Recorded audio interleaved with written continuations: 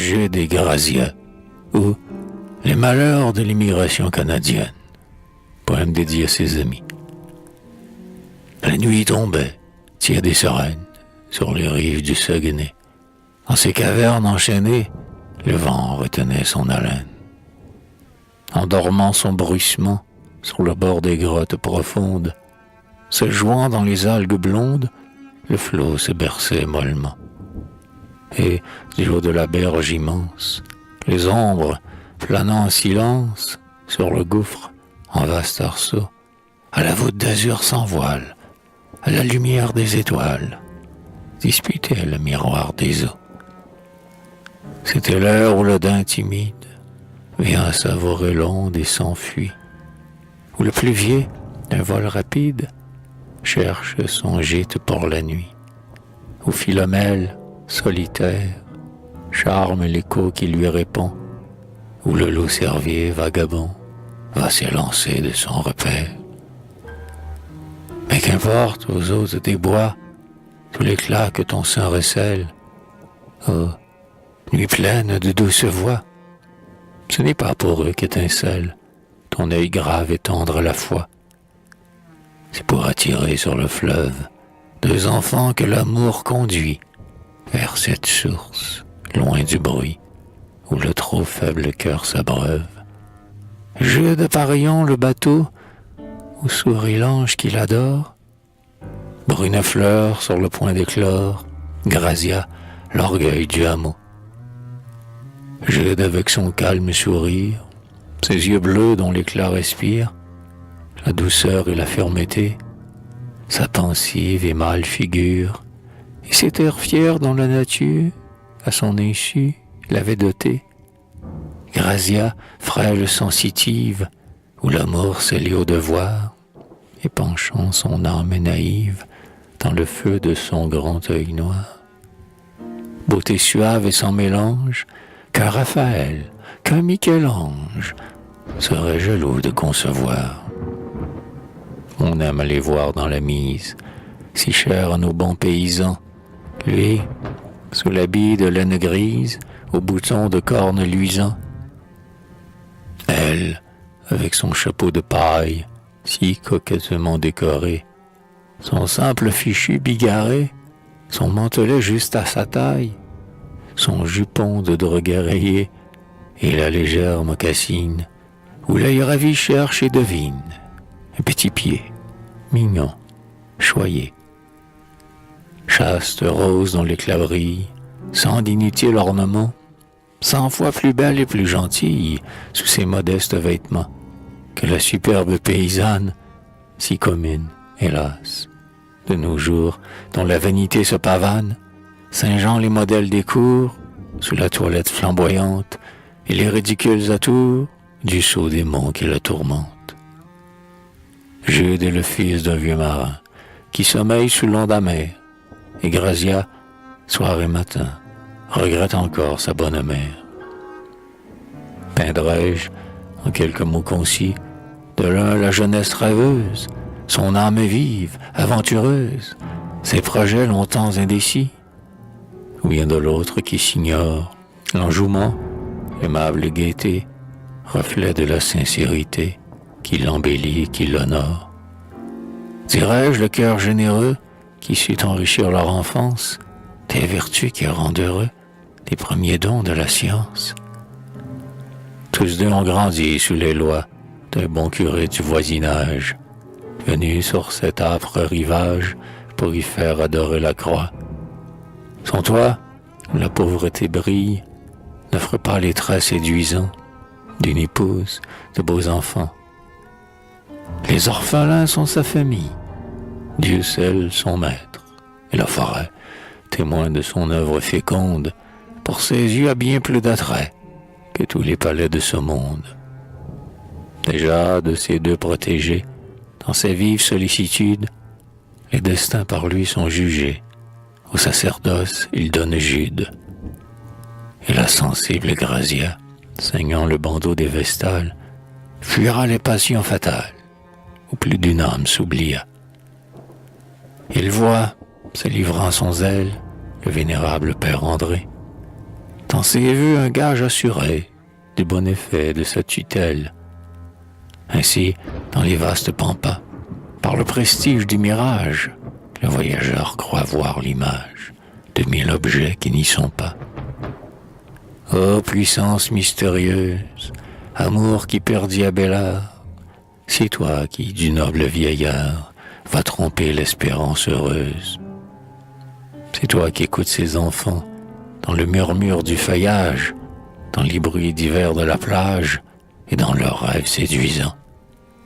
C'est toi qui, de la solitude, bannissant les tristes ennuis, leur fais chercher l'ombre des nuits, plein d'une vague inquiétude. Ah, pourquoi déranger le cours de leur existence tranquille? Ah, pourquoi leur ange docile ne vient-il pas à leur secours? Du sein des missions voisines, où le devoir retient ses pas, André ne reviendra-t-il pas briser les plans que tu combines et les soustraire à tes appâts? Non, déjà la barque est rapide, déjà le zéphyr qui la guide les entraîne le long du bord, pareil à ces fleurs fugitives que le vent fait tomber des rives pour les livrer aux flots qui dorent.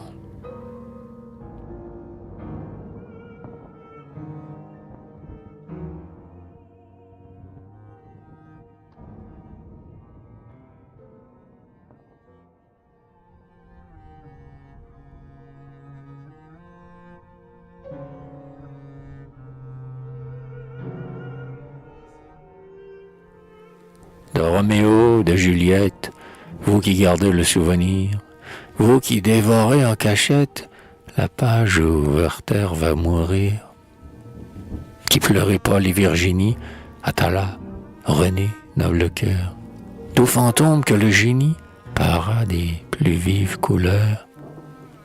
Ce n'est pas pour vous que je trace un tableau par ma main pâlie et qui ne pourra trouver place que dans l'abîme de l'oubli. À vous les plantes luxueuses, les essences voluptueuses qui viennent de climats lointains, laissez-moi les murs sauvages qui se perdent sur nos rivages, que je trouve au bord des chemins. Fragments épars de l'humble histoire de deux êtres faits pour s'aimer, dont je me plais à ranimer, et les cendres et la mémoire. Souvent je crois ouïr encore, au pied de la falaise sombre, plus tendre que des lyres d'or, leur voix qui résonne dans l'ombre. Grazia, partage avec moi le charme d'une nuit si pure. Il me semble que la nature, lorsque je suis auprès de toi, revêt sa plus belle parure. L'air est toujours plus embaumé, d'un reflet plus gai l'onde brille, et l'étoile du soir scintille dans un azur plus animé. Jouissons des courtes délices que chaque instant va nous ravir. Le passé n'est qu'un souvenir. Qui sait les affreux sacrifices que peut nous coûter l'avenir? L'avenir, c'est l'onde perfide où glisse notre frêle esquif.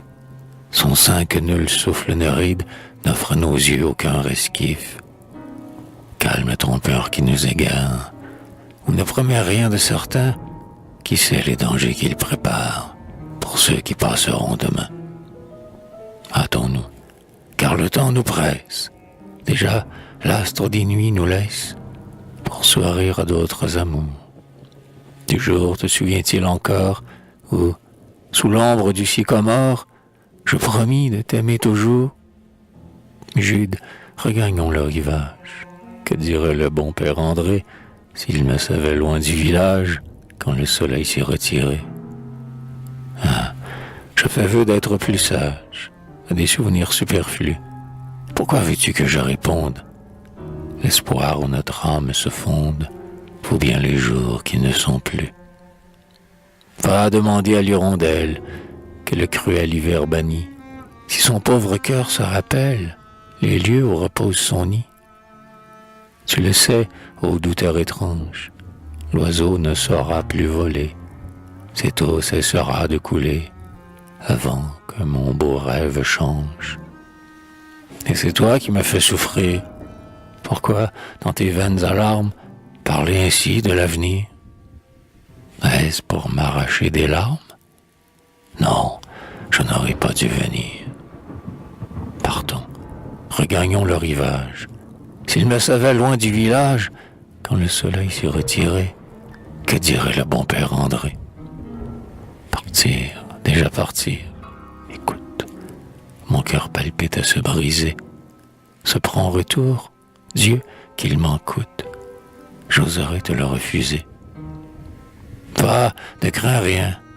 La nuit sereine, pour toi ne cache aucun danger. Mon Dieu, qui sait mieux me juger, des cieux l'aimable souveraine, ont appris à te protéger. Vois, je suis calme, et dans mon âme, l'espoir remplace la douleur. De toi seul, je le réclame. Je veux croire au bonheur. Grazia, comme l'hirondelle, à ses amours toujours fidèles, fuyons. Au-delà de ces monts, il est une terre féconde, où les déshérités du monde s'aiment comme nous nous aimons. Deux familles du voisinage s'en vont aux lointains Illinois. Demain commence leur voyage. À les suivre, tout nous engage. Fuyons ces rochers et ces bois, nos longs hivers, la dépendance, où se traîne notre existence. Partons, le sort en est jeté, là-bas, des prairies fertiles nous offrent des travaux utiles, la fortune et la liberté.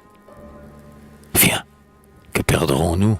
La chapelle, où le bon curé nous appelle, à l'Angélus matin et soir, les champs aimés de la patrie, le presbytère et la prairie, où paie la génisse au front noir. Viens, Dieu remplit la terre entière.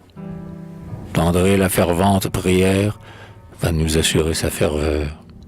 Viens, la patrie et toute la terre donne à l'homme, son tributaire, sa part d'aisance et de bonheur. Assez, Jude, assez, je refuse. À ce rêve, il faut renoncer, car Dieu ne saurait exaucer des vœux que le devoir accuse. Quoi? Tu veux partager le sort de ces Canadiens, nos frères, qui vont aux rives étrangères braver la misère et la mort, loin des bords où dorment leurs pères, loin des grands sites consacrés par les beaux jours de leur enfance, les vertus, l'heureuse innocence et les souvenirs vénérés, loin du clocher qui les vit naître, dont la voix aux pieux accents semble pleurer sur les absents, que ne bénira plus le prêtre, que d'autres, moins sages que toi, perdent leur âme avec leur foi au sein de ces peuples avides, dont les croyances déicides ne connaissent plus d'autres lois que celles de leur gain sordide. Plaignons-les, ne les suivons pas, ne fuyons pas notre bon Père, notre meilleur ami sur terre. Nous lui devons, tu l'avoueras, et notre paisible existence est le pain de l'intelligence. Soyons pauvres, jamais ingrats, restons. Et si la Providence, dans sa divine prévoyance, nous refuse les vains hochets des prétendus heureux du monde, dans l'asile de nos forêts, loin de la passion qui gronde, goûtons, amis, la paix profonde que la vertu ne perd jamais. Grazia, j'envie et j'admire les trésors de ton noble cœur. Que ne puis-je, sous son empire, atteindre ce calme bonheur? Onde limpide où, blanche fleur, ton âme adorable se mire, idéal plein de majesté. Trop grand pour le commun des hommes, fragile jouet que nous sommes, aux mains de la réalité. Mais André courbe vers la tombe, et l'âge blanchit ses cheveux. Que deviendrons-nous s'il succombe? Au moins, pour lui fermer les yeux, nous serons là, Jude et son âme, nous souriant du haut des cieux, veillera sur nous dans ces lieux. Exempts de remords et de blâme, les paisibles travaux des champs rempliront notre vie heureuse, loin des embûches des méchants, loin de l'ambition trompeuse. J'aime, enfant, les riants tableaux dont s'embellit ton espérance. Comme toi, J'aime nos coteaux, nos lacs, nos horizons si beaux, et la forêt qui se balance en murmurant au bord des eaux. J'aime nos sublimes montagnes dont les lignes font ressortir l'éclat de nos vertes campagnes où je voudrais vivre et mourir. Mais au milieu de ces richesses, du sol convoitant les largesses, le colon presque sans espoir, au fond des mornes solitudes, rongé de mille inquiétudes, de sueur arrose son peignoir. Son introuvable chaumine, nul sentier n'indique le lieu, nul être humain ne le voisine. Éloigné des temples de Dieu, perdu dans le désert immense, il vit dans l'horreur du silence auquel il se voit condamné. Semblable aux forçats enchaînés, son labeur n'aura pas de trêve, ou bien, si sa tâche s'achève, si sa hache a vaincu le sort, si la Providence attendrie par son amour pour sa patrie couronne enfin son noble effort, tandis qu'une heureuse vieillesse déjà succède à sa jeunesse, un jour, quel sera son effroi lorsque, riant de son martyre, un étranger viendra lui dire « Allez, tous ces champs sont à moi. » Du colon, telle est l'existence, tels sont les succès incertains, tels seront nos tristes destins, si je cède à ton insistance. Pour toi, je braverai la mort. Grazia, mon cœur n'est pas lâche, mais je veux agrandir ma tâche pour t'assurer un meilleur sort. Ah, Dieu le sait combien je t'aime, et nous allons nous séparer. Ouais, la raison, le devoir même, m'ordonne de persévérer. Toi, faible enfant, douce colombe, d'André sur le bord de la tombe, tu charmeras les derniers jours. Moi, loin de la route commune, j'irai contraindre la fortune à doter nos chastes amours. En vain ma voix est importune. Non, non, tu ne partiras pas. Dieu qui condamne les ingrats, les souvenirs de notre enfance, les serments que tu prononças, mes vœux, mes pleurs, mon espérance triompheront. Tu resteras. Grazia, calme ta souffrance. Rien n'est encore désespéré. Avant 1 an, je reviendrai. Dieu, je le vois, il m'abandonne. Ah, Jude, tu ne m'aimes plus. Sois heureux, mon cœur te pardonne les beaux rêves que j'ai perdus.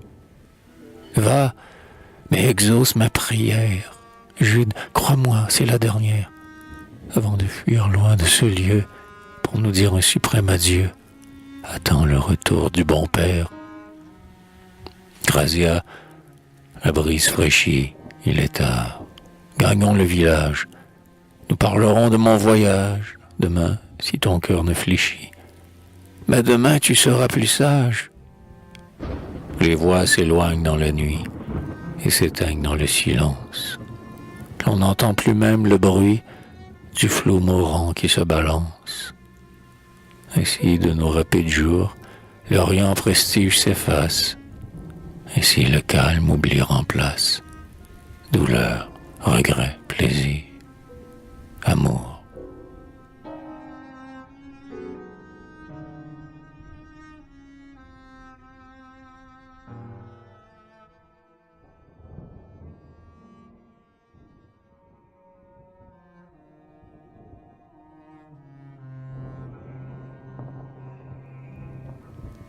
Grazia, ton doux stratagème te rit encore dans ton sommeil. Dors, car celui que ton cœur aime ne charmera pas ton réveil. Il est parti, ton pauvre Jude. Il va grossir la multitude des exilés que nous pleurons. Que ton souvenir le soutienne.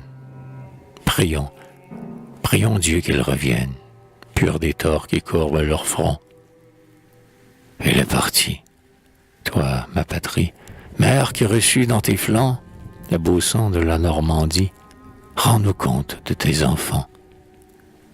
Toi qui ceins le bandeau des reines, sous le soleil américain, tu jettes aux hydres lointaines ceux que devrait nourrir ton sein. semblable à ce monstre romain, voyant vorace murène, l'esclave immolé par sa main. Mais où s'égare mon délire? Mère, pardonne à ma douleur, ce n'est pas toi qu'il faut maudire, mais la main de fer du malheur. Les deux vampires qui t'enlèvent, tes fils, ton orgueil et ta sève, et les dévorent palpitants. Éveille-toi pour le combattre, arme-toi, ton bras peut l'abattre. Bientôt, il ne sera plus temps. Il est parti. De cette histoire, ne puis-je ici borner le cours? Des jours de deuil que je parcours, ne puis-je perdre la mémoire? Je n'arrive pas à redresser, avec des couleurs fugitives, des mots, des souffrances si vives, j'ose à peine les esquisser. Des devoirs de son ministère, André, ce jour-là, libre enfin, pressa le pas de son ressain. Son modeste presbytère gaiement reprenait le chemin. Comme tous ceux dont l'âme est pure, le vieillard, tout en cheminant, des richesses de la nature, goûtait le charme renaissant. Juin des plus suaves arômes embaumait l'asile des bois. Les oiseaux remplissaient leurs dômes de 1000 concerts à la fois. Enviant leurs doux idiomes de sa vieille et tremblante voix, le bon André chantait des psaumes. La charité rit dans son cœur des deux enfants que tant il aime. Il veut assurer ce jour même et l'avenir et le bonheur. Il veut leur confier d'avance le secret de son espérance, le projet qu'il nourrit pour eux, le saint emploi qu'il leur destine. Sûr de son succès, il combine les moyens de les rendre heureux. Ainsi méditant, plus rapide, les heures légères ont fui, et déjà, près des eaux limpides, il voit s'étendre devant lui la verte et riante vallée d'un réseau de vapeurs voilées, son toit ombragé de bouleaux, sa chapelle au bord du rivage, les maisonnettes du village, toutes blanches sur les coteaux. Il approche, puis il s'étonne qu'enfin au-devant de ses pas, les deux enfants n'accourent pas. Pour cette fois, il les pardonne, mais qu'on juge de sa terreur lorsque, non loin du presbytère, de Grazia, gisant à terre, les traits mourants et la pâleur frappèrent les yeux du bon père. Comment exprimer sa stupeur quand Joseph, sa ménagère, elle qui leur servit de mère, à ses pleurs donnant libre cours, attrista son âme attentive par l'histoire simple et naïve de leurs chagrins, de leurs amours. Peindrai-je son inquiétude, ses regrets d'avoir perdu Jude, les soins de la sollicitude dont il entoure Grazia, qui, dans la fièvre du délire, parle tout haut de son martyre, des serments que Jude oublia. Ainsi la semaine se passe, puis la douleur enfin se lasse, à tourmenter un corps si beau, et la mort, déployant ses ailes, fuit vers les ombres éternelles, sans creuser un nouveau tombeau. Elle vit, mais pour la pauvrette, songeant autant qu'elle regrette à l'impénétrable avenir qu'une année est lente à courir. Un an s'écoule, et de son Jude, rien n'annonce encore le retour. Ce silence de jour en jour assombrit son incertitude. Enfant, sérieuse autrefois, quand l'espoir lui prêtait ses charmes, on n'entend plus son chant, sa voix, et ses yeux n'ont plus que des larmes. Parmi l'essai ingénieux, en vain, pour calmer sa détresse, Joseph, André, de la vieillesse, dépouillant l'aspect ennuyeux, lui font partager tous les jeux, vieux souvenirs de leur jeunesse. Les fleurs des bois dont elle aimait, a formé sa seule parure, tous les trésors de la nature n'égayent plus son front distrait. Et si, parfois, sa rêverie l'attire au sein de la prairie, c'est pour consulter en secret la marguerite complaisante, dont le capricieux décret tour à tour l'afflige ou l'enchante. En vain, au pied de l'humble autel, dans la chapelle solitaire, sa vive et touchante prière, montant au séjour éternel, invoque le Dieu du calvaire. Jude toujours remplit son cœur. Dans les combats qu'elle lui livre, son amour est toujours vainqueur. Ainsi, par l'attrait qui l'enivre, Dieu veut éprouver sa ferveur. Souvent, pendant la longue veille, tandis que Joseph sommeille, à ses vieux ans payant tribut, tout en rêvant à son salut, tandis que, d'une voix débile, André lit tout haut l'Évangile, assis aux pieds du vieux bahut, lorsque sa main industrieuse vole active sur son tricot, nul ne sait le profond sanglot que couvre la leçon pieuse, ni la larme silencieuse que l'enfant dévore aussitôt dans sa douleur mystérieuse. Puis l'espoir renaît dans les cœurs, quand, faible encore et chancelante, plus tard, sous les pommiers en fleurs, aspirant la brise odorante qui lui rend ses fraîches couleurs, et laissait en vain de sourire aux enfants des bons villageois, lui rapportant, au fond des bois, les rayons de miel et de cire, fruits de leurs plus joyeux exploits.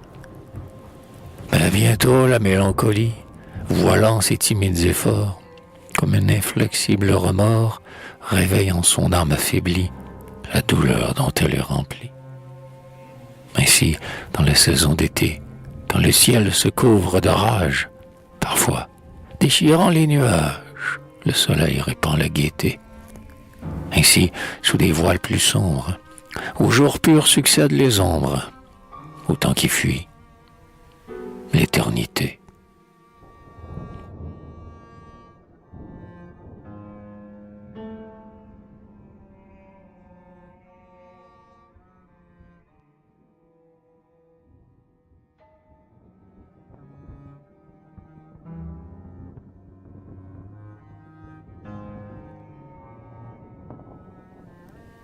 Voici le jour des morts, la bise mugit dans l'empire des airs. On dirait qu'au fond des déserts, l'ange du malheur agonise. Le sein des grands bois agités retentit de plaintes son ombre. Les hôtes de la rive sombre, innombrables, épouvantés, qui cherchent le repos et l'ombre. C'est novembre qui hurle ainsi, guidant ce funèbre cortège à travers la pluie et la neige, dont le soleil est obscurci. L'éclair sillonne le nuage, le flot tourmente le rivage, de grands arbres sont renversés. Seul, sur la haute du village, un voyageur, à pas pressé, brave la fureur de l'orage. C'est lui, c'est Jude enfin guéri de son humeur aventureuse. Il revient de la vie heureuse, mais il revient le cœur flétri. Hélas, sur la rive étrangère, errant de cité en cité, en vain poursuivant sa chimère, l'or, la fortune mensongère, malgré ses importunités, il n'a trouvé que la misère. Souvent, dans ses chagrins cuisants, le souvenir de sa patrie, de Grazia, toujours chérie, par mille rêves séduisants, a charmé son âme attendrie. Souvent, écoutant son amour ému, sa main saisit la plume qui doit annoncer son retour. Mais, oh pensée plein d'amertume, l'orgueil qui troubla son bonheur, l'orgueil qui triompha des anges, à ses exigences étranges, asservissait encore son cœur. Il se taira. Sous son mécompte, il rougit de tresser l'aveu. Il attendra, formant le vœu, de réparer bientôt sa honte. Joueur, le malheur qui l'affronte, dévore son dernier enjeu. Puis, tombant d'abîme en abîme, en proie au morne désespoir, des passions faibles victimes, bientôt on le verra s'asseoir au fond de la caverne infime, où l'ivresse, au front avili, verse à flot la mort et le crime, au lâche qui cherche l'oubli. Errant sous la zone torride, ainsi, parfois, le voyageur, épuisé par sa course aride, du sommeil cherche la douceur. Sous l'arbre au feuillage perfide, dont la bienfaisance homicide, en une éternelle torpeur, va bientôt changer sa langueur, à moins qu'une main secourable, l'arrachant au charme effroyable, n'éveille l'imprudent dormeur. Ainsi, dans la coupe infernale, croyant assoupir ses regrets, le pauvre enfant puise à longs traits l'ivresse à tant d'autres fatales. Lorsque, sur le bord du tombeau, dissipant son affreux délit, la grande voix de Dieu l'inspire. Trouvant un courage nouveau, à peine sauvé du naufrage, faible, il se remet en voyage. Le souvenir de son erreur le suit encore et le désole. Mais, parfois, l'espoir le console. Qu'importe la mer en fureur, il va retrouver sa boussole. André, Grazia, le bonheur, avec l'ardeur anxieuse, sur la route longue, épineuse, bravant les affronts, le dégoût. Il poursuit sa tâche féconde, seul, chancelant, manquant de tout. Enfin, sous l'orage qui gronde, il a retrouvé son amour, les champs aimés qui l'ont vu naître et la chapelle au bord de l'eau. Il croit déjà voir apparaître ceux qui lui gardent le pardon. Il court, il vole au presbytère. Tremblant, il tire le cordon, il est entré dans la chaumière. Mais seul, lisant son bréviaire, un jeune prêtre en ce logis se présente à ses yeux surpris. « André, dit-il, de sa lecture, le prêtre interrompant le cours. Il est parti. Dans ces vieux jours, des chagrins de sombre nature, l'étrange et douloureux concours d'ici l'éloigna pour toujours. Il fut chargé d'une autre cure, et Joseph, au fond des grands bois, du bon vieillard, comme autrefois, partage au loin la vie obscure. Et Grazia, longtemps, hélas, paraît l'humble prime vert dont la froidure meurtrière éternit les frêles appâts. Languissant dans la solitude, elle attendit son amant, Jude, mais son amant ne revint pas. Un soir, après un long silence, « Père, dit-elle au vieil abbé, lorsque nous aurons succombé sous le fardeau de l'existence, lorsque, dans les jardins du ciel, nous goûterons la récompense que promet le Maître éternel, plongé dans le bonheur suprême, nous sera-t-il encore permis de revoir là-haut nos amis, ceux qu'ici-bas notre cœur aime? » Et le vieillard, voyant ses pleurs, par ces mots calma ses douleurs. « Ouais, ma fille, avec toi j'espère que dans le sein de Dieu, là-haut, cette grâce pour nous s'opère. Puissais-je l'obtenir bientôt, reprit-elle moins désolée. De jeu de l'âme consolée, depuis longtemps m'attend aux cieux, elle m'attire. À vous, bon père, de répondre à mes derniers vœux, d'exaucer mon humble prière. Lorsqu'auront fui mes tristes jours, je veux reposer sur la plage, sous les ormes dont le feuillage abrita nos douces amours, et dont le bienfaisant ombrage protégera sur le coteau ceux qui viendront à mon tombeau. C'est là que souvent, à la brune, avec Jude j'allais m'asseoir pour goûter la brise du soir ou pour y voir poindre la lune sur le bord de l'horizon noir. Bientôt après, de l'orpheline s'accomplit le vœu solennel. Son âme, s'envolant au ciel, laissa son corps sur la colline. Il dit, le pâle voyageur, poussant un long cri de souffrance, vers la plage sombre s'élance, dans une inexprimable horreur. Longtemps, sur la tombe isolée, sous le vent et la giboulée, il pleura ses beaux jours perdus. Puis, fuyant le long du rivage, en proie aux fureurs de l'orage, Jude, hélas, reparut plus.